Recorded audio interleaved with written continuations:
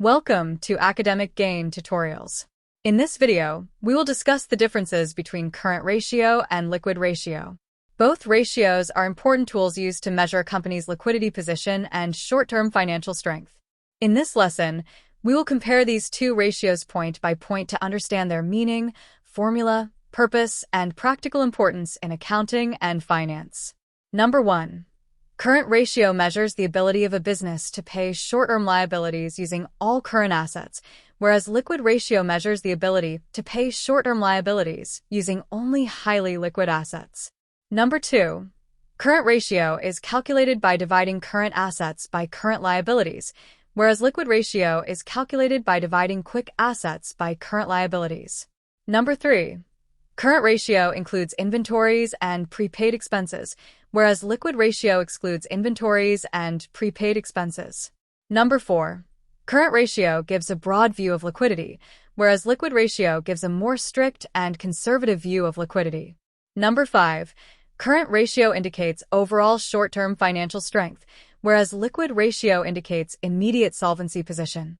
Number 6. Current ratio is less strict because it considers all current assets, whereas liquid ratio is more strict because it focuses only on quick assets. Number 7. Current ratio may be less reliable if inventories are slow-moving, whereas liquid ratio is more reliable because it excludes inventories. Number 8. Current ratio can be easily influenced by large inventory balances, whereas liquid ratio is less affected by inventory manipulation. Number 9. The ideal current ratio is generally considered 2:1, whereas the ideal liquid ratio is usually considered 1:1. Number 10. Current ratio is mainly used for general liquidity analysis, whereas liquid ratio is mainly used for testing immediate payment ability. Number 11. Current ratio is useful for internal management review, whereas liquid ratio is more useful for creditors and lenders. Number 12. A higher current ratio indicates better overall liquidity, whereas a higher liquid ratio indicates stronger immediate cash position. Number 13. Increase in inventory increases the current ratio, whereas inventory changes do not affect the liquid ratio. Number 14. Current ratio is suitable for businesses with stable inventory turnover, whereas liquid ratio is more suitable for businesses with slow-moving inventory. Number 15.